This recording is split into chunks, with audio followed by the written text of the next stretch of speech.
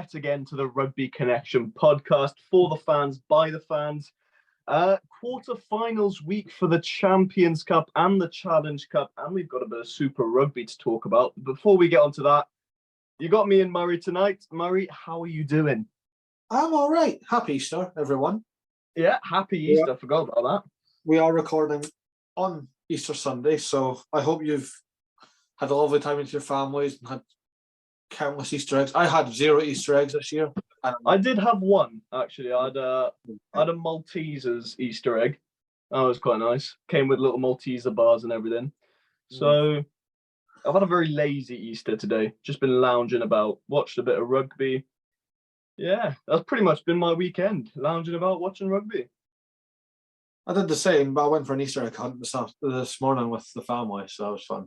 Ah, yes, you have fatherly duties to uphold. However, I do not. I just have rugby duties. And talking about the rugby, Champions and Challenge Cup quarter-finals, I think there's no better place to start than there. Yes. We shall start with the old Champions Cup. Before we start, I just want to say, Harv will be very happy. All of the South African teams have been chased, hightailing it out of both the Champions and Challenge Cup. It was pretty brutal for the South Africans, I'd suppose, trial by fire in a European competition. But no, let's start on the Friday with Leicester versus Leinster. Now, I was excited for this game. Do you want to do Challenge Cup first? I thought you said we were doing Challenge Cup first, yeah. Okay, we'll do Challenge Cup first. I need to get my bloody... Basically, the thing is, guys, I usually record on my my laptop. However, my laptop is not being very good with Zoom at the moment. So I'm having to record on my phone. I've always recorded Rugby Connection on my phone. Yeah, but it just doesn't work. Can you get the scores up? Because my Google has been very slow. So Friday night, we started with the Scarlets beating Clermont 32. Oh, what a game. Toulon, we're going to get new champions this year. Toulon beat Lyon 48-23.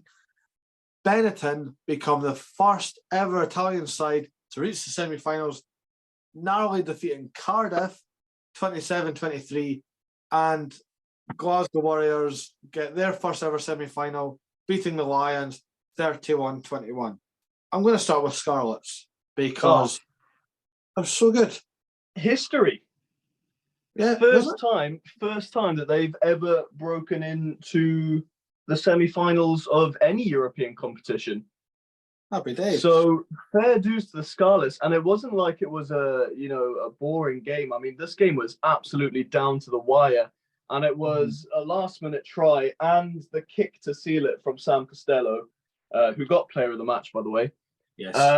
Yeah, absolutely magical scenes at Parker Scarlets. My sort of most visited stadium. I wish I was there, but I think the commentators on the TV broadcast was saying this is the loudest you've ever heard Parker Scarlets.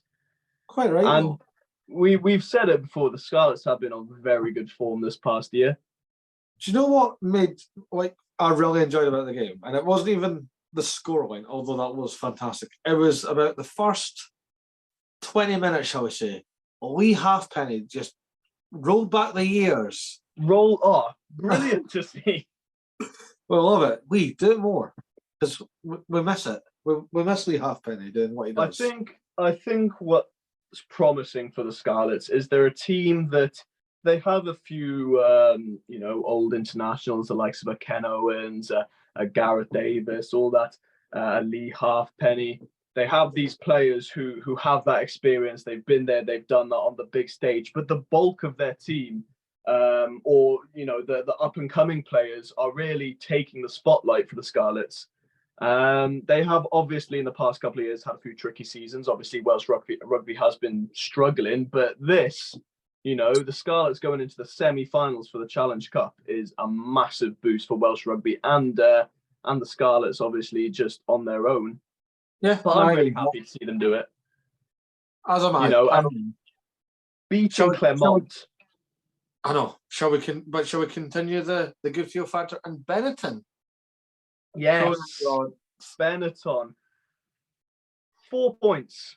4 points over Cardiff. I didn't actually. This was one of the games I missed because it was on at the same time as the Sharks game, which probably would have got better if you watching the Benetton game. I'm joking. We'll go on to that, but yeah, Benetton, also another team, absolute history, seeing them get into the semi-finals. You know, I love Benetton. And Cardiff as well. You know, they haven't been slouches over the past year. They've been getting some decent wins and whatnot. I feel sorry. Have been a real force at home.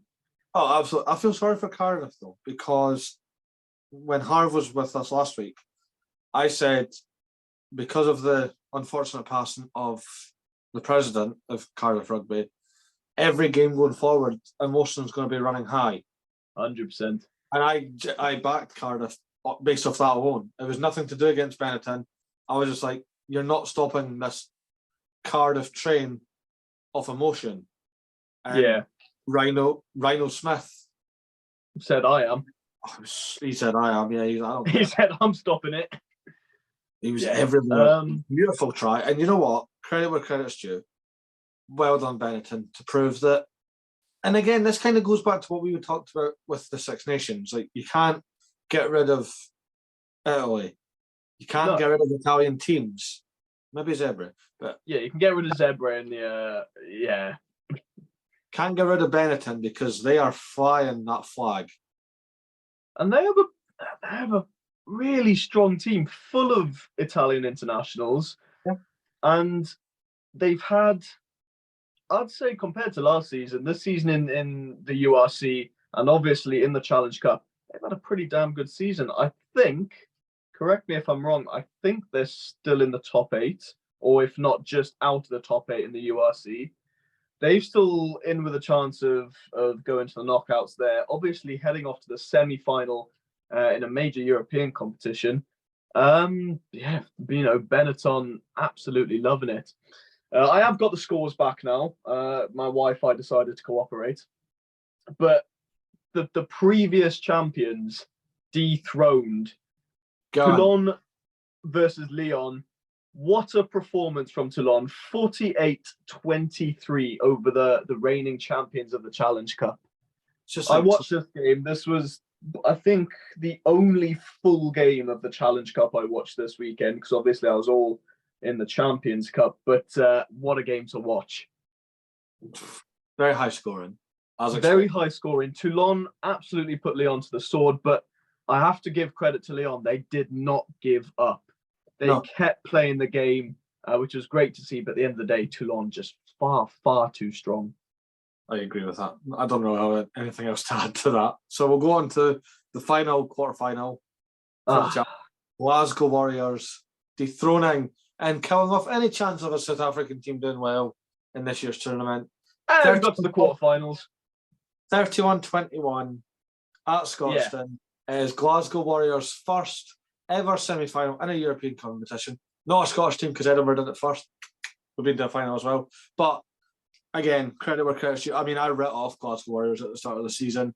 They have been on some stunning form, though. I didn't believe in Franco Smith purely because of his time as Italy head coach. Again, that's not entirely his fault now. Like, looking back now, that's not his fault. But this Glasgow team is cooking. And you know what? I am the biggest Edinburgh fan you'll ever meet. But right now... But you want to see Glasgow do it? I want Glasgow to go all the way because it will benefit Scottish rugby so much. Be the first European title taken home to Scotland. So yeah. We were close a few years ago, but we came against Gloucester and it didn't work. So God, if you said that now, if you said I'm coming up against Gloucester in the final, you'd be licking your lips and rubbing your hands together. Give me the trophy now. Yeah. Yeah. Fair play, Glasgow. Full listen, in terms of the lines and whatnot, and South African teams in general, I think this is just a good taste for South African rugby and South African fans in general about how competitive Europe is. Agreed. Quick question. Harv asked me it last week. You don't have to go into debates or anything. Just quick yes or no. Should lower European League champions get to play in the following season's Challenge Cup? How do you mean? So, like champions of Georgia, champions of Spain, champions of Germany, right. Romania, Holland, whatever. It would be interesting to see. I'm not too sure how it would work. But the thing is, we've seen obviously this year in the Challenge Cup, there's been some vacancies. Obviously, the Cheetahs got invited into the competition, and there are a couple vacancies, obviously, with Worcester and Wasps not being a thing anymore. You could have invitational qualification like the Cheetahs had this year, and it would be nice to see teams from Georgia, teams from Spain having a crack at the big stage. All I'm saying is I'd like a nice weekend away to Madrid to watch some rugby. I'm being selfish, but yeah, why not? Why not? It's a tricky one because first you have to think how would it work. You know, I think don't need logistics. Just yes, with like more leagues in it. Yeah, I just want a Club World Cup. I know you want one as well. I'm not against it. I'm kind of in that. I'm in that. You're sitting on the fence. You're like tradition, but also I want to see the Crusaders take on Saracens or something. I want to see how the Crusaders do it down. That'd be pretty good. I just want to see Crusaders versus Toulouse or Leinster, or La Rochelle for that matter. I just want to see the powerhouses go for it. Should we get onto the big boy then? I was just about to say, before we go into the Champions Cup, the semi-finals for the Challenge Cup are Toulon versus Benetton and Scarlets versus Glasgow. So that'll be interesting. Do you want to do our predictions quickly for those? No, we've got 3 weeks to go, so that's fine. Okay, fine. We'll go on to the big boy, the Champions Cup. We'll go on to the Friday night. Like I said right at the start, Leicester versus Leinster. Meh. Just bloody hell.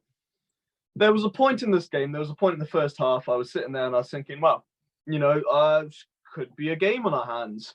I can't, off the top of my head, remember the halftime score, but it wasn't 55-24. Leinster, man, we say it every time we speak about them. They are ridiculously good. They are stupidly strong. Not only just their first team, their second team, probably their third team as well. Their depth, I think just the Leinster Academy system is probably the most perfect in the world. I agree with that. And I mean, when you've got international quality players like Gary Ringrose putting on a performance like that in the Champions Cup, it's going to give the blueprint for a successful team. And I think what I want to go on and talk about later, especially in the Sharks Toulouse game, for Leinster, the big players really sort of put their hands up and said, yeah, we're here for a reason. We are the big names for a reason. And we're here to win again. But the Tigers, I really thought if anyone could give Leinster what they're best at and go for it, it'd be the Tigers. Yeah. I was really hoping for Bluewell, an Andre Pollard masterclass. Before the World Cup, him orchestrating a takedown of the world's best club.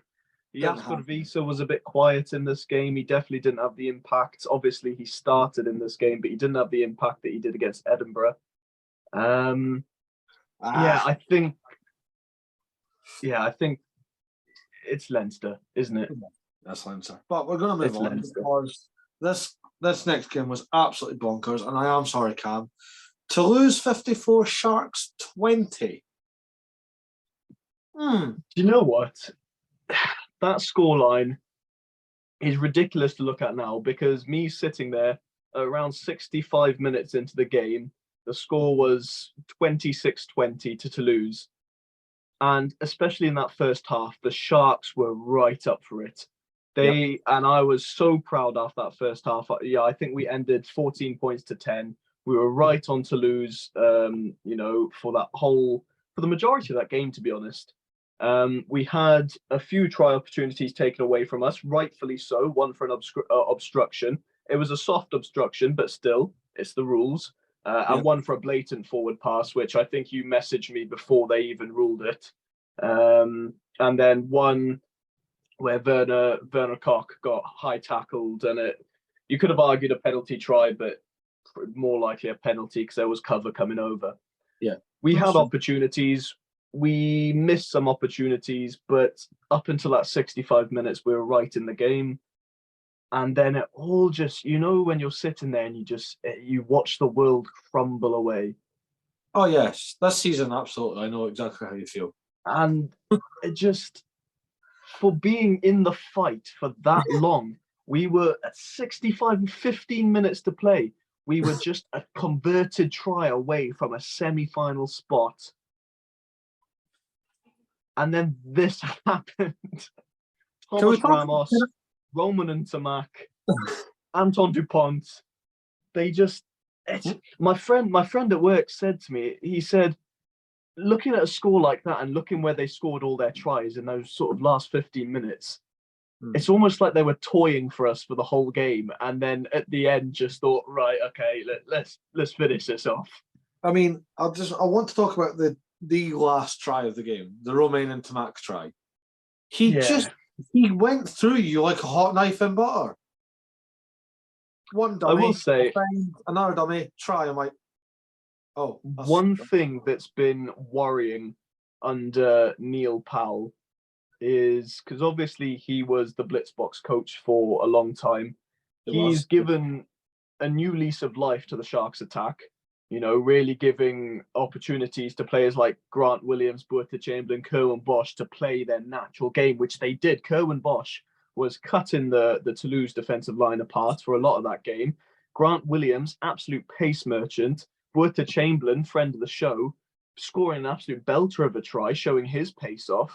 Yes. Like I said, the boys boys really took it to Toulouse, but our defense is appalling, especially against a team who are more than comfortable of chucking a wide pass and getting it to the wing. I was going to say, how many times did we watch Toulouse just absolutely bombing it down the edges of the pitch because there's no defense? I lost count because there were some passes I'm sitting kind of like, oh, it's going to be an edgy, like a very ballsy pass, and then it wasn't that ballsy because there was no one there. End of the day, listen, we got to the quarterfinals in our first European competition. Happy that we got there, but this proves that we have a lot of work to do before we're able to compete with these top teams in Europe. And Toulouse have 5 for a reason. They do. I did say this as well. I said they are five-time champions for a reason. And when you look at their lineup, it is a star-studded lineup. I mean, so is the Sharks. So the Sharks have a star-studded lineup. I'm not trying to make excuses here. I'm just trying to give merit to the quality of Toulouse's players and the quality of that team. That's fair. But I'll go on to another sore spot for me, I suppose, because it was the last of the South African teams to get kicked out. But Exeter Chiefs 42, Stormers 17. Sandy Park is an absolute fortress. This is the second time you've demolished a top South African team in Sandy Park. So in the same season as well. In the same season as well. Yeah, the Stormers, just that first half was appalling. Just in the first half. Absolutely appalling. And people give the excuse of, obviously, travel disruptions for the South African teams, and we have to travel all this way, and the players have jet lag. European teams traveling to South Africa have the exact same problem. And so I don't, it goes both ways. I jokingly said to you and Harv, I think like after round 1 and still in the groups of the Champions Cup, that with all the players leaving Exeter and now even more are leaving and Hoggy's retiring and all that, it feels like the last dance. And now we're in the semi-finals. I could not be more right. This is genuinely the last dance. I mean, we have the semi-finals are now all previous champions. Yes, we're going to get a rematch. So we're not going to get a new winner in the Champions Cup. Someone's going to get another star added to their jersey. It'll be either 5, 6, 2, or 2. Yeah. Oh, I mean, just talk me through Exeter's game, because I was watching this game on. good. I was in the pub whilst this game was on, so I was watching on Flash Score and then the highlights. Yeah, how did it end up 42-17? A big relief for me. Obviously, Hoggy's retiring. I am gutted that Shog's retiring. And a big question, both club-wise and international, is who fills the 15 jersey. A lot of people said Josh Hodge. I have no qualms with Josh Hodge. Very talented player. Yeah. Very unfortunate with the injuries, though. Tom Wyatt, 23 years old. He was class against Montpellier the week before, so 2 tries in 2 Champions Cup games. yeah. And another thing that's very important to how Exeter operate, he's a homegrown boy. He's from that area, so yeah. And Ollie Woodburn, oh my God, you would not think this is his 16th season as a professional player. He was everywhere. That man was determined to get the job done. Sam Simmons, I could talk forever and a day about Sam Simmons, but Sam Simmons doing what he did in that title-winning year, just dynamic ball carrying, sniffing for that try line, and it was just so good. Joe Simmons, I have bashed Joe Simmons so many times this season, and again, like that title-winning campaign, he controlled it so well. The vision, 50-22 he pulled off. The crossfield kick to set up Wyatt's try. It was just why I love it. I think at the end of the day, and this has really shown a lot of weaknesses, because obviously South African rugby has its strength.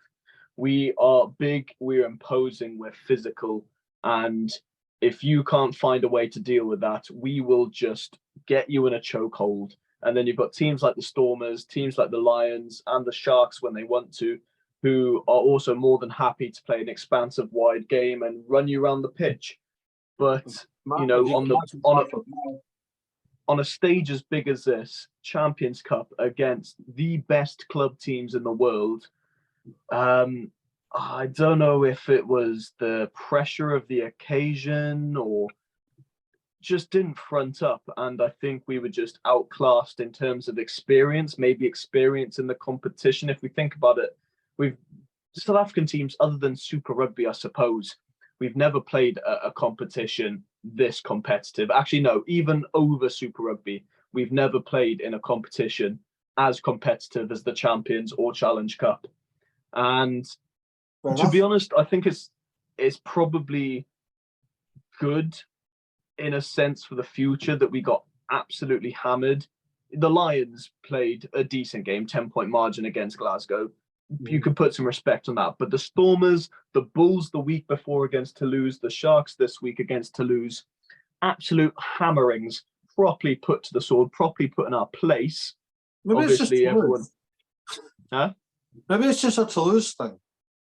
I mean, Exeter absolutely demolished the Stormers after the Stormers dispatched Harlequins last week. So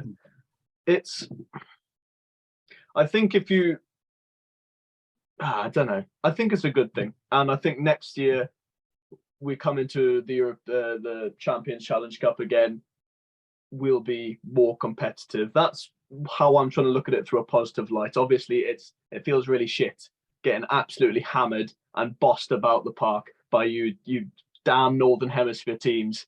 You know what doesn't feel shit though? Saracens getting beat. Yeah. La Rochelle, the reigning champions, they had the job to do and they did it. They just had them by the throat.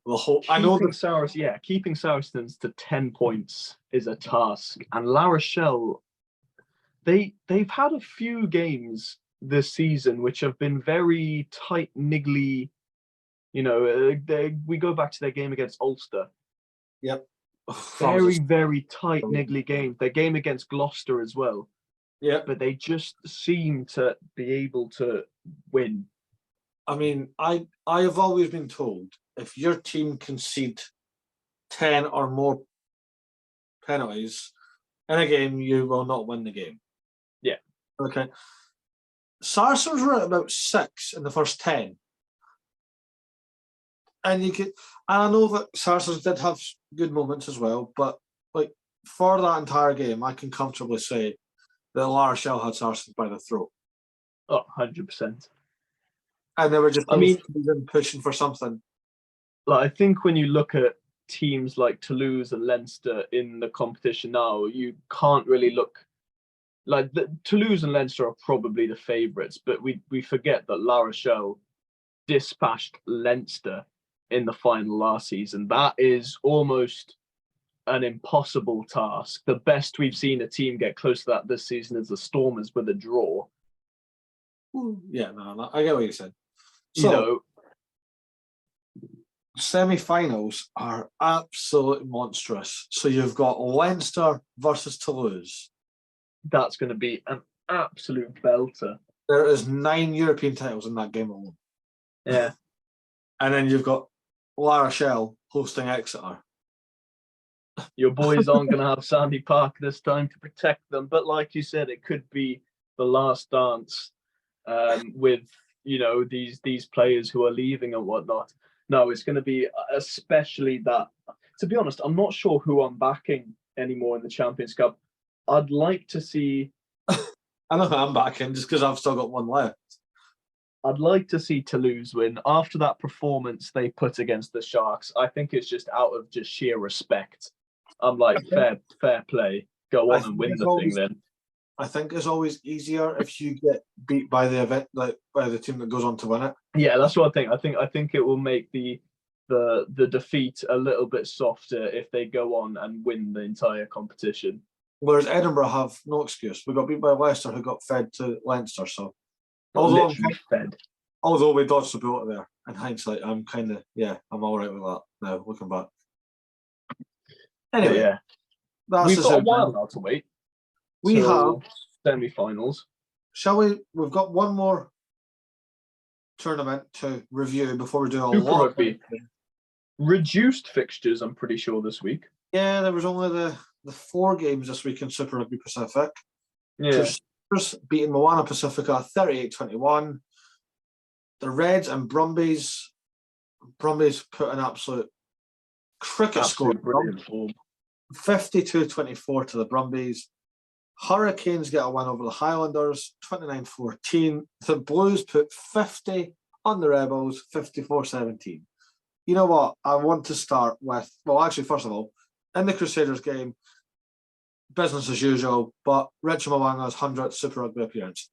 Massive congratulations. And what a game he played, might I say. Yeah, I agree with that. But my main focus this week, and it's because it's been doing the rounds online as well, Brumbies versus the Reds. Now, I was not aware of this rule until it happened. If there's an incident in a Super Rugby game, the referee will just merit a yellow card. Off you pop for 10 minutes. Yeah. And then in those 10 minutes, the TMO then has a look at, actually, can you upgrade that to a red, please? Yeah.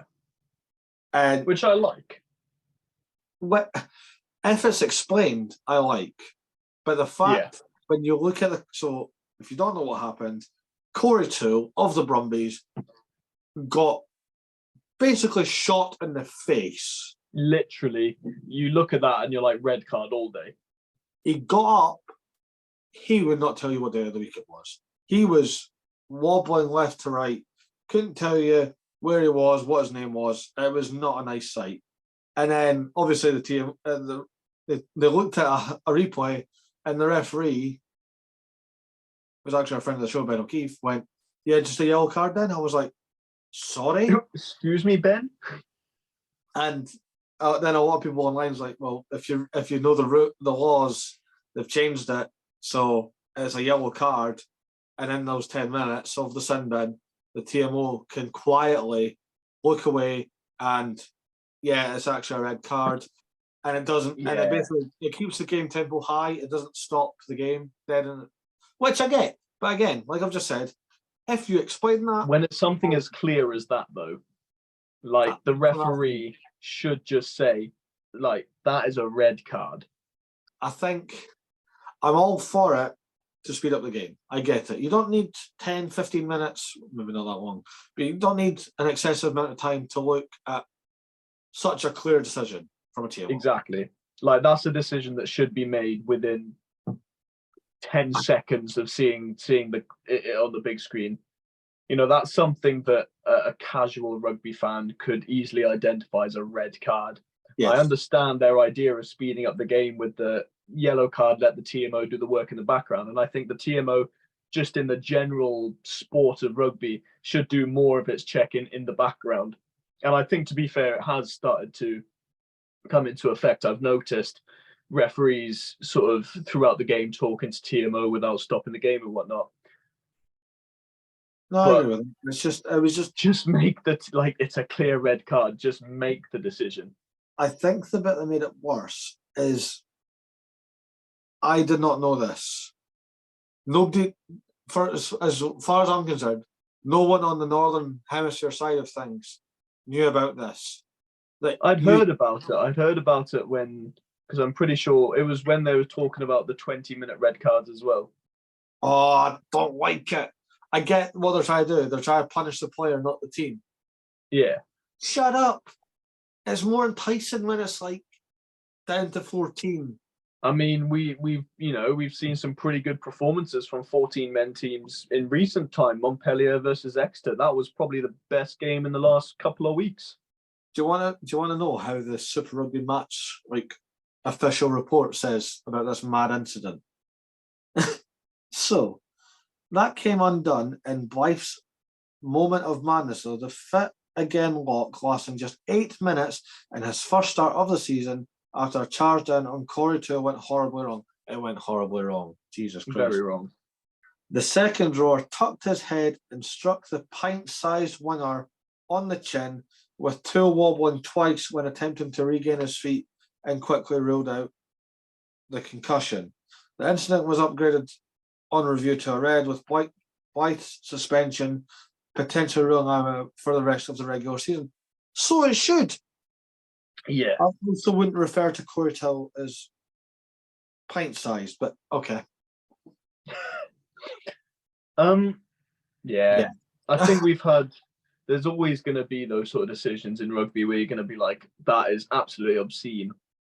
But that's the fact at the end of the day, it did get upgraded to the red card, as you said there. But it just begs the question, if the TMO is the one making all the decisions, is there a point in having a referee on the pitch? Oh, that's an interesting one. Anyway, shall we? That's all right. I want to talk about Rebels versus Blues quickly, because this is the one Super Rugby game I did watch. Can I just say, at halftime, Rebels were ahead. Yes, they were. I forgot to mention that there. But Rebels were ahead, and I thought, bloody hell, we're in for a game, because the Rebels were absolutely up for it first half. And then similar story to the Sharks-Toulouse game. Blues just thought, all right, we'll stop toying with them now, and unleashed the full fury of Auckland upon the Rebels. Bowden Barrett magic. He did a chip and chase, caught it himself, grubbered it through to Mark Taylor, another unstoppable force right now in Super Rugby. Someone tackle him, please. Honestly, he's not a massive guy. It's not like tackling a Caleb Clark or a Duan van der Merwe. He's just one of those elusive runners. I think you said it a couple of weeks ago. It's like he's bloody well covered in chip oil. He's just, nobody can get a grip of him. It's wild, but you know what? Fair play to the Blues for just running away with it at the end. Shall we predict round 8 of Super Rugby? It's mad that it's already. Yes, enlighten me on the fixtures. So we have Moana Pacifica hosting the Queensland Reds in Samoa. This, I think, could be a Moana Pacifica victory in Samoa. Yeah, I'm all for it. I'm going to go with Pacifica. I'm going to say Pacifica by a solid 7 points. Ooh, I like it. Brumbies host the Fijian Drua. Sorry, Drua. It's going to be one of those games where the Drua are entertaining. They score some good tries, but ultimately I think it's going to be Brumbies by 20. I'm going to go Brumbies by 24. Yeah. Hurricanes, who are somehow top of the table, are hosting undefeated Chiefs. Because, yeah, I'm not quite sure how they're on the same amount of points as Chiefs. Obviously, they've played one more game now than them. They are a game ahead of the Chiefs.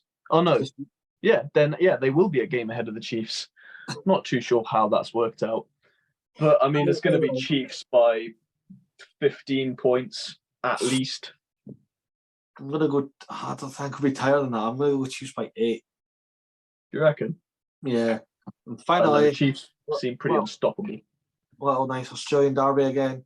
Waratahs host the Western Force. Neither team have really hit the ground running yet. I'd like to think.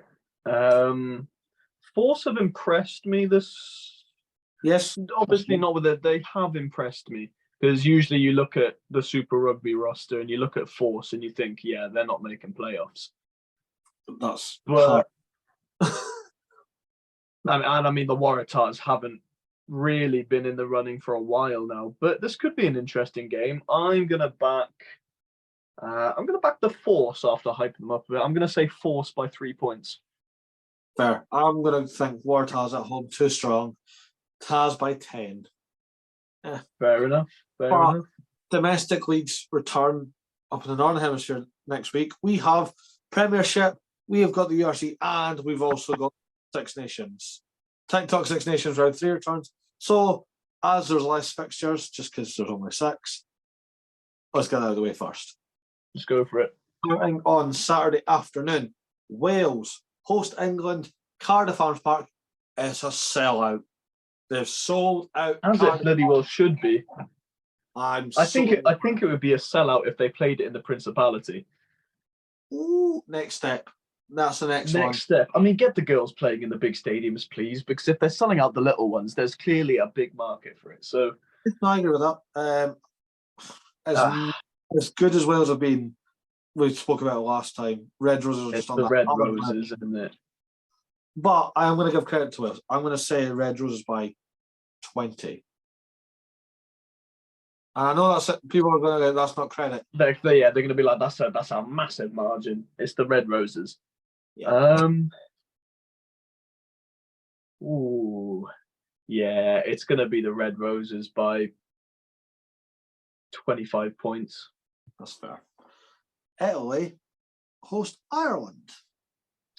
Now, I'm going to just come out straight and say it. Italy are going to get a win by about 8. Ireland are struggling. It's really sad. And I said this at the start of the tournament. Ireland are the only team that weren't in last year's World Cup. And now they're sort of like a one step down from the other teams in terms of where they've been in the past year or so. So I think for people that don't watch women's rugby, 1, why not? 2, this is probably how I would best rank the 6 teams. England and France are different gravy, top professionals for almost a decade. I mean, England. Well, France. France. England. France, Wales, Italy, Scotland, Ireland. Yeah, I'd agree with that. I think Italy and Wales are. It's juggles, yeah, but they're in the same ballpark. But yeah, I'm going to go Italy by 8. Cam, what's your prediction?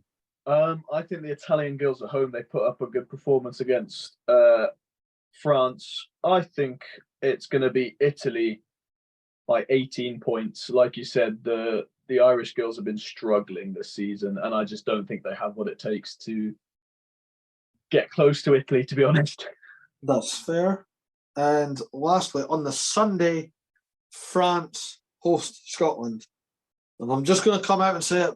I'm backing my team, Scotland girls, by 1, because something is going to happen. You can see it in every game. And I know it's France, but I don't care. I always back my team. Back the girls.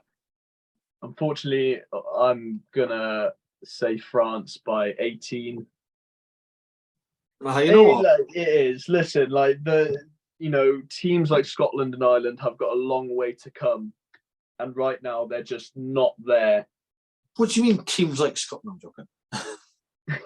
It's true, isn't it? When you've got teams like the Red Roses and Blue France performing like they do. France are weird though. I think. I mean, their game against Italy was very close. If we can keep it tight, again,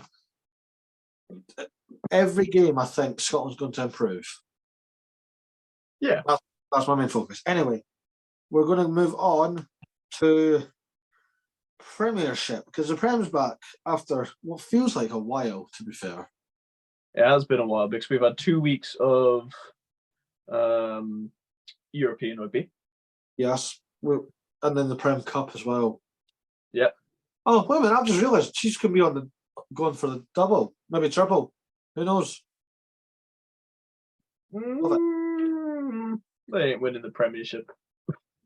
Shut up. Probably not, but to be fair, if you're wanting me to sacrifice the top 4 spot in the Prem to win the Champions Cup, okay, you can have it. Fair enough. Fair enough. Friday night, Bristol Bears host the Sale Sharks. And I don't know what to think anymore. These teams keep rattling my brain. They're so lukewarm. Like, you would have backed Sale to beat Cardiff the other week, but they didn't. Bristol are literally like, it's that which Bristol team is going to turn up type of conversation. You know what? I'm going to go Bristol. Bristol by 4. Why I'm going not? to go the opposite way. I'm going to say Sale by 5. Oh. Just because I think Sale are going to be hurting from their exit from Challenge Cup. I'm trying not to be harsh with the next game, but the question is, who's going to bottle it more? Gloucester versus Bath. I'm back in Bath, you know. I know Gloucester at home, but then again, Gloucester put up a hell of a game against La Rochelle. But they buggered it. That's what we're on about. They did. Literally, both teams here are absolute bottle jobs this season anyway. You know what? Bath beat Chiefs the last round of the Prem. They did. Continue it. I'm going to go Bath. Yeah. Bath by 5. I don't know. No, I'll go Bath as well. I'll go Bath by literally 1 kick. 3 points, I'll say Bath. Oh. Quins host Newcastle Falcons and a sellout Stoop as well. Quins, it's going to be Quins. It's got to be Quins. It does have to be Quins. It has to be, surely. But then again, the Falcons have caused some upsets this season. No. I'm sticking by it. Quins by 10. And that's... we'll go Quins by... Oh, it's going to be a close game, you know. I'm going to say Quins by like 5 points at most. Fair enough. We're up to then Franklin's Gardens, where the Northampton Saints host Saracens. Do it. They won't. Saracens are going to be absolutely seething from their exit from the Champions Cup. We'll love it. We're done. We're professional here. No, we love it. We'll love it. Who cares? I'm going to say Saints because Saints have been lukewarm. They're trying to push for the top 4. It will be, in hindsight, it will be Saracens that get the win. I'm not stupid, but I never back Saracens. I'm backing Saints. Saints by 3. There we go. I don't mind backing Saracens. I'm going to say Saracens by 12. Disgusting. Leicester host Chiefs. Oh, that's a good game. It's going to be a hell of a juicy game. Back your team. Chiefs by 8. Yeah. I'm going to stick to my guns when I said the Chiefs aren't winning the Premiership. I'm going to say Leicester by... I'll say Leicester by 8 then. You suck. I'll go exactly the opposite direction. I'm riding on the high from the quarterfinal. I want revenge for my boyhood club as well. Just do it. Beat the Tigers. No. Speaking of my boyhood club, the URC is also back. Thank you. Friday night begins with the Sharks hosting Benetton. Yeah, we need to get. There's no reason for us not to play our big boys anymore in the URC. We have been for the last round or so, last couple of rounds. Yeah, it's Sharks back in Durban. Sharks by 15 plus. Sharks by 12. I'll go for it. I'm putting some respect. Realistically, I could see it being Sharks by like 20 plus. I'll put some respect on Benetton. We've got obviously I'm backing my boys, and I need them to do well in the URC now. I need them to get to the playoffs. So we've got a Challenge Cup semi-final preview where Glasgow Warriors host the Scarlets. This at Scotstoun. Glasgow are on top form. Glasgow by 9 because it's at Scotstoun. If it was at Park of Scarlets, it might be a tighter score, but mainly because I'd like to see Scarlets beat Glasgow in the Challenge Cup. I'm going to say Glasgow by 10, 11 points this time round, and then Scarlets to beat them in the return fixture for the Challenge Cup. Weird how your mind works, but okay. Ulster host the Dragons. What's the point? Ulster by 25. Absolute drilling. Yeah, Ulster by 30. Then on to Saturday, we've got the Bulls hosting Zebre. And why do I bother? Bulls by 30 because Zebre don't travel. Well, Zebre don't do anything well. Harshly. Yeah, Bulls again should be. Did you know what? Talking about the Bulls, right? They played literally their full strength URC team in the Curry Cup against the Griquas this weekend. And it was an absolute bloodbath for the Griquas. It was literally the full star-studded Kurt Leon, Sakana Moody. Everyone was there for the Bulls in the Curry Cup. And so, yeah, I feel like it's going to be a similar scenario. I think, Bulls by like 30, maybe even 40 points. Fair. The Lions host Leinster. What's the point? I know it's in South Africa, but it's Leinster, isn't it? You cannot sit and tell me that the one team that's going to stop Leinster getting an unbeaten run is the bloody Lions. I mean, if we fast forward to the start of the season, would you have said the first team to beat Edinburgh at the Dam this season would be the Lions? Yeah, but the more I look at our season, the more of a write-off it actually is, which is anyway. At the end of the day, Leinster are going to be sending. I'm not going to say a weaker team because they've shown so many times it's not a weak team, but they're not going to be sending their strongest team. They did it last year when they toured South Africa at the end of the season. They did send some of the younger boys, and I think this could be a good opportunity for the Lions to get a win over Leinster. So I'm gonna back the Lions, and I'm gonna say the Lions by 4 points. Leinster by 17. No. How can you say that? You want Leinster to lose just as bad as I do. I do, but I'm bored of it now. I may as well just steer into the skid. A juicy game on URC on paper anyway. Stormers host Munster. Munster had a bit of a turgid affair in the Shark Tank last time they were in South Africa. So I think the South Africa teams are going to have a lot to prove after being absolutely annihilated in the Champions and Challenge Cup. Stormers by 8. Yeah, I'll take that. I'll go Stormers by 7. I think Munster will turn up, but in Cape Town. Yeah. We're at the Dam. Well, I'm at the Dam. I'm definitely there. Loud and proud for the last home game of the season. Mike Blair's last game at home as Edinburgh head coach. Edinburgh host the Ospreys. Come on, boys, bring it home. Edinburgh by 14. Yeah, you're going to be playing your best team. And if I look at Edinburgh's best team and I look at Osprey's best team, I'm picking Edinburgh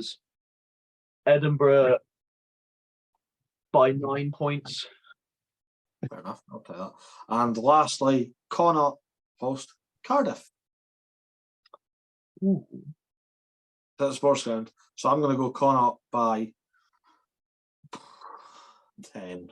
Yeah, by 10. Connacht by 18. Jesus. I don't hate it though.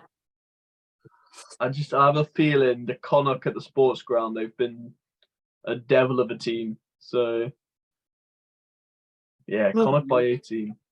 Moving on to everyone's favourite segment that we've introduced. Random game of the week. Yes. Mine isn't so random. I'm more just... Mine isn't so random this week either. It's more so just makes me feel better about everything that's happened this week in rugby. You say yours first. We might have the same. Okay, mine is a Curry Cup game. Sharks versus the Pumas.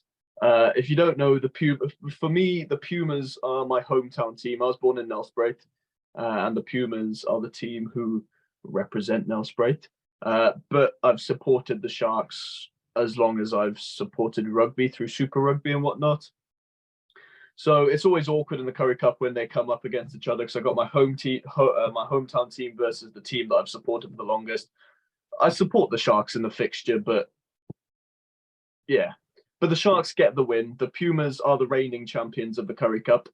And they have been on absolute demolishing form this season. They have been putting 40, 50 points on pretty much everyone they've played, including the Bulls and the Cheetahs. They put 60 points on both the Cheetahs and the Bulls. But the Sharks, our Curry Cup boys, they got the win against the full-strength Pumas squad, 19 points to 12. Very happy, very proud of the Curry Cup boys. We're sitting in 4th in the Curry Cup at the moment. And if we continue our form, yeah, it's looking promising in the Curry Cup. No, it's not looking promising. I'm just going to bring you right back down because my random game of the week comes from the Singapore Sevens, where we got history. The Spain Sevens beat the famous Blitzbok 12 points to 5 in Singapore National Stadium. And I don't know what to think anymore because this 7 series has been wild. Uruguay beat the USA for the first time since 2006, which means they have beat Fiji, South Africa, and the USA in the World Series. Bear in mind, they won an invitational tournament at the start of the year. Yeah. That's insane. Also, shout out to All Black Sevens for winning the Singapore Sevens, which they're now it just feels like the All Blacks are back on the Sevens. They felt like big time. Yeah, the Blitzboks just haven't looked the same. We won the Dubai Sevens. That's pretty much, I mean, literally the rest of our 7 series has been like 8th, 9th place spots. You won the first leg of the World Series and that was it. Yeah. I think it's a bit conflicting because obviously Neil Powell, amazing coach, did absolute wonders with the Blitzboks. Will go down as one of the best Blitzboks coaches. Is now with the Sharks as acting head coach. He's still director of rugby, but he's acting head coach. Obviously, the Sharks season is up and down, up and down, up and down. The Blitzboks have just gone crashed and burnt. It's an awkward spot to be in. I kind of want Neil Powell back with the Blitzboks and the Sharks to find someone else. And that's no respect to Neil Powell as the Sharks coach. I just want to see him back at the Blitzboks. Just need that stable line again. Yeah. You got any news before we quickly round off? Not got any news, but I suppose just interesting topic. If we're looking at European success, and I think it was a topic that I saw brought up. People were saying games like Sharks versus Toulouse, with the amount of internationals in both those squads, and obviously the amount of internationals in the Leinster squad, these teams nearly being full international caliber teams.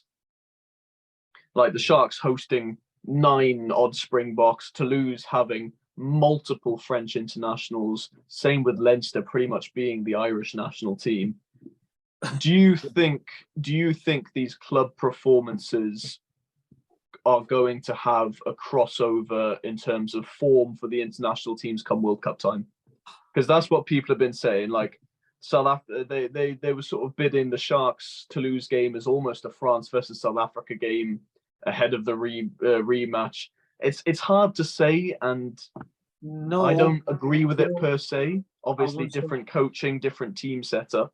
I was just about to say that. I'm going to say no pure because different teams, different management means different tactics. Like Yeah, if but you're not, if we're looking at based on player form, if we're looking at based on player form, no, no.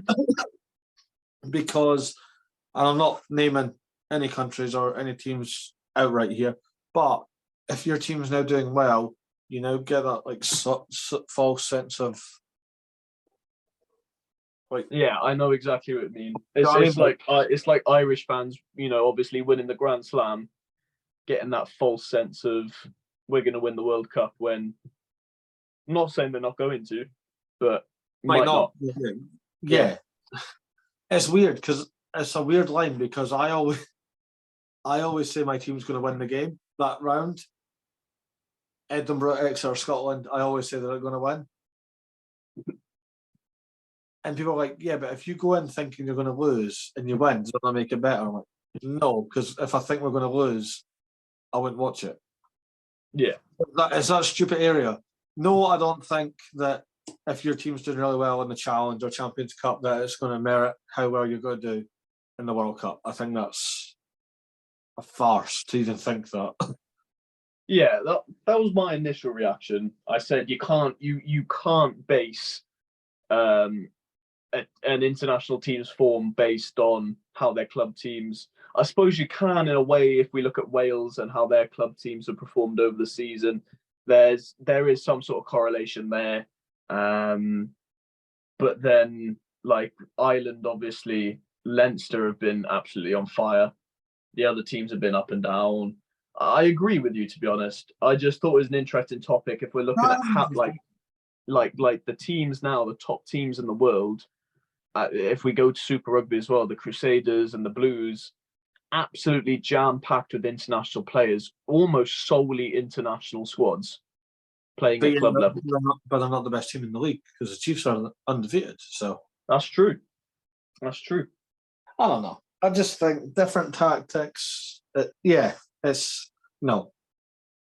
I've got weird. I think everybody's getting very hyped up and excited, obviously, for the World Cup, and it is now becoming more often on TikTok and everything. I've been seeing the comment sections online becoming a massive debate about how what's going to happen at the World Cup. It's all right. You know what I got asked today? Bear in mind that we are recording this on Easter Sunday at the start of April. I got asked what was my Scotland World Cup squad, like my predicted squad. Like, wait a minute, wait. Let the season finish. I'm glad that the Springboks have the Rugby Championship literally right before the World Cup, because it's going to be a more true telling factor of our form going straight into the World Cup. If we do terribly at the Rugby Championship, then I'll start getting nervous. If we do well in the Rugby Championship, happy days. See, I can't say anything. We've got 4 tests, but they're warm-up tests. It depends on how you take them. It's true. Anyway, we have a new partnership to talk. We do a big one as well. Don't have anything to show off yet, but we'll get that sorted. Peaky Vintage is now a partner of Rugby Connection. So if you don't know who Peaky Vintage is, it's in the title. They do vintage clothes, not just sport. They do actual nice jackets, vintage jeans, vintage polo shirts. All sorts. There's literally whatever you want. They do football jerseys. They do. I think they do all sports. Rugby jerseys, obviously. Hence the connection with us. They do. I think I've seen them with NFL jerseys, hockey jerseys, and then obviously just general vintage clothes, just stylish. Yeah, just think of the word vintage and go online, go on to Peaky Vintage because they will sort you out. And if you use code RCP10, get 10% off. 10% off. But yeah. It's for the mystery boxes. There you go. He does mystery box. Mystery vintage rugby jerseys. Exactly. Beautiful. I love it. He's going to. And if you want to get a taste for some of the stuff he does, go follow them on Instagram. Go follow them on TikTok. Go follow them on all their other socials. You know, if you buy, you know, if you go onto his TikTok, whatever, tell him we sent you. Tell him you're here from the Rugby Connection podcast. Spread the love a bit. Very happy to be working with Peaky Vintage. I mean, not like we're getting commission for that, but do it out of the good of your heart. Yeah. But we'll end it on that. This has been Rugby Connection podcast. We've smashed quarterfinals, and next week we've got back to Club Rugby with Prem, URC, Super Rugby, TikTok Six Nations returns, and of course, Random Game of the Week. In the meantime, go and check out our latest interview. We finally got a Fijian. Flying Fijian himself. A Fijian, a Tiger. La Rochelle, Clermont. La Rochelle, yeah. Brilliant player. Kenny Miri Valde. What a guy. And it's a short and sweet interview. Because apparently, when he agreed to come on, it was history for us. He was our first Fijian player. It's history for him. We were his first ever podcast. So there you go. We love to hear it. We love being the first. So go check it out. And there's definitely more coming. I'm not saying anything now, but Cam knows. There's a lot more coming, yeah. So there's some absolute pearlers coming down the pipeline. There's going to be one that comes out in about a month and a half maybe, and you go, how? Now, how have these lads, how have these absolute imbeciles done this? How is these folk that haven't even got a studio managed to bag that one? But yeah, go and check it out. He's just a great guy. We love Kenny. And yeah, we'll see you next week. Maybe be the three of us. Maybe one of the girls will show up. Who knows? Everyone's schedule is kind of up in the air at the moment, and we kind of just roll with the punches. True. But we're on Instagram. We're on TikTok. We're on LinkedIn. Just mostly my LinkedIn. But yeah, go for it. 300 followers on LinkedIn now. Happy days. I think that's meant to be good. I don't know if that's good or not. I think it is. Pretty good. I'll take it. Right, fair enough. Instagram, LinkedIn, TikTok. We're on YouTube. If you want to watch us do our thing, we're on YouTube. If you just want to listen to us, we're on Spotify. You can watch us on Spotify as well. You can, but it's weird. You can lock your phone and then you can't see us. It's very weird. True. Watch us, listen to us however you want. We're there for you. For the fans, by the fans. Hit the notification bell so you don't miss out. And we'll see you next week. Cheers, guys.